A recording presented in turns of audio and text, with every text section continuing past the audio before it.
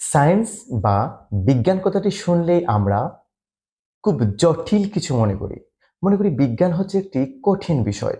আমরা সাধারণ মানুষ যারা রয়েছি, জনসাধারণ, এই বিষয়গুলো বোধহয় আমাদের বোধগম্যতার বাইরে।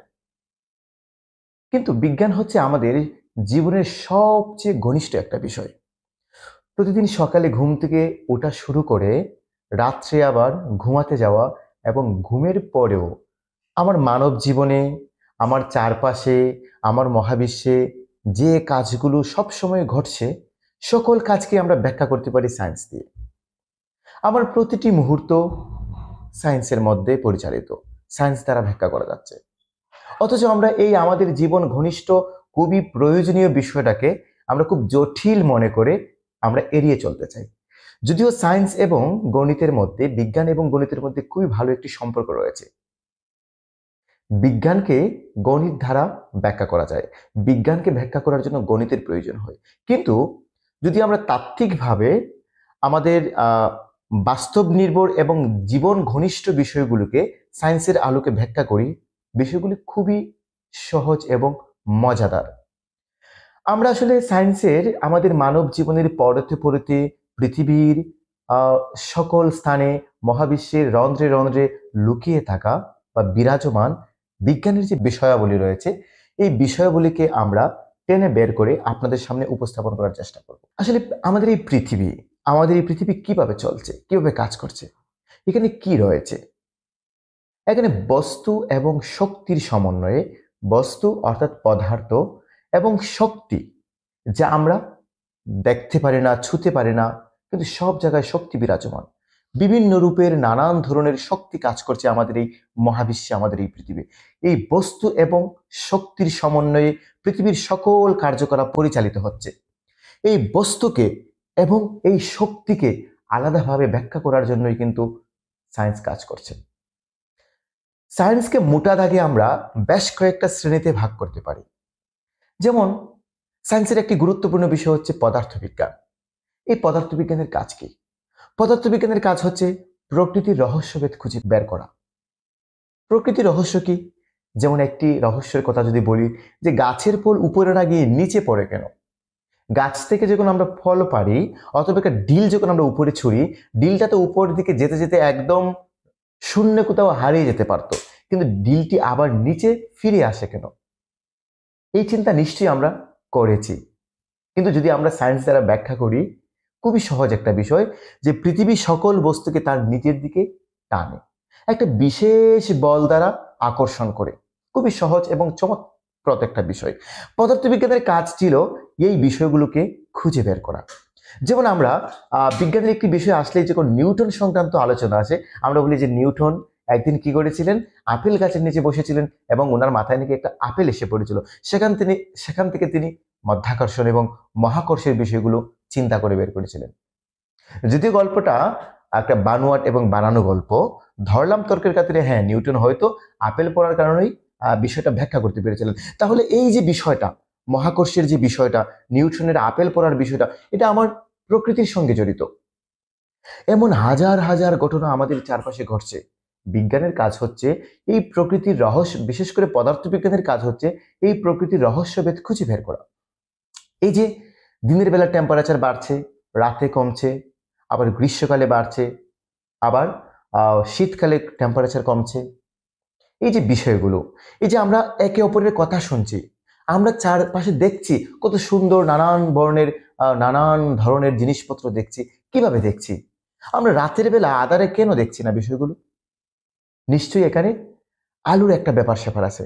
দিনের বেলা আলো থাকে বিধায় আমরা আমাদের চারপাশের জিনিসগুলোকে দেখি, কিন্তু রাতে আলো থাকে না বলে আমরা আমাদের চারপাশের কিছুই দেখতে পাই না। তাহলে এখানে আলোর একটা সম্পর্ক রয়েছে। এই যে শব্দ উৎপন্ন করি আমরা, নানান ধরনের শব্দ আমরা প্রতিনিয়ত শুনতে পাই, কিন্তু এই শব্দগুলো আমাদের কানে কিভাবে আসে? এই যে শক্তি এক স্থান থেকে আরেক স্থানে সঞ্চালিত হয়, আমরা বিদ্যুৎ জ্বালাচ্ছি, বিদ্যুৎটা কিভাবে তৈরি হলো, বিদ্যুৎটা দ্বারা কিভাবে একটা লাইট বা ফ্যান জ্বালাতে পারতেছি, এই যে বিষয়গুলো, এই সমস্ত বিষয়গুলো কিন্তু পদার্থবিজ্ঞান আলোচনা করছে। তাহলে আমরা বুঝতেই পারলাম যে বিজ্ঞান এমন একটা জিনিস যা আমাদের জীবন, আমাদের পরিবেশ, আমাদের পৃথিবী, আমাদের মহাবিশ্ব এর সাথে ওতপ্রোতভাবে জড়িত। বিজ্ঞানের বাইরে আমরা কেউ নেই, কিন্তু এই এত গুরুত্বপূর্ণ এবং প্রয়োজনীয় বিষয়কে আমরা দূরে সরিয়ে রাখছি এবং ভয় এবং ভীতির দ্বারা আমরা মনে করছি যে খুব কঠিন একটা বিষয়। বোধ হয় বিজ্ঞান শুধুমাত্র কতগুলো কেতাব, কতগুলো স্তরে স্তরে সাজানো বই, এই বইয়ের মধ্যে লিপিবদ্ধ কতগুলো নিয়ম, শ্লোক, কতগুলো সূত্র এবং ব্যাখ্যা বিশ্লেষণী বিজ্ঞান না। বিজ্ঞান সব জায়গায় বিরাজমান। এই যে আমি নিঃশ্বাস নিচ্ছি, আমার নিঃশ্বাসের শব্দ উৎপন্ন হচ্ছে, আমার নিঃশ্বাস নেওয়ার মাধ্যমে আমি অক্সিজেন গ্রহণ করছি, সেই অক্সিজেন আমার দেহের ভিতরে একটি বিক্রিয়া করছে, বিক্রিয়ার নাম হচ্ছে শ্বসন বিক্রিয়া। সেই শ্বসন বিক্রিয়া আমি কার্বন ডাই অক্সাইড ত্যাগ করছি। কত সুন্দর করে এই বিষয়গুলোকে বিজ্ঞান ব্যাখ্যা করছে। এই যে আমরা দীর্ঘক্ষণ যখন না খেয়ে থাকি, আমাদের পেটের ভিতরে এক ধরনের গ্যাস সৃষ্টি হয়, যেটাকে হাইড্রোক্লোরিক গ্যাস বা হাইড্রোক্লোরিক অ্যাসিড বলে আমরা জানি। আমাদের প্রত্যেক মানব দেহের ভিতরেই কিন্তু আমাদের পাকস্থলীর মধ্যে একটা গ্যাস থলি রয়েছে, যেটাকে আমরা গ্যাস্ট্রিক থলি বলি। এই গ্যাসের যখন প্রদাহ বেড়ে যায়, অর্থাৎ HCl গ্যাসের প্রদাহ বেড়ে যায়, তখন গ্যাস্ট্রোলাইসিস বা আমরা গ্যাস্ট্রিকের প্রদাহ হয়েছে বলি। তখন আমরা কি করি? অ্যান্টাসিড খাই।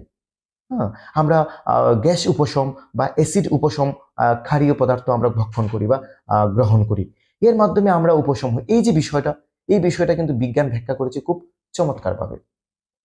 এই যে আমরা ফ্রিজে পানি রাখলাম, পানিটা বরফ হয়ে গেল, ফ্রিজ থেকে আবার খুললাম, পানিটা কি হয়ে গেল?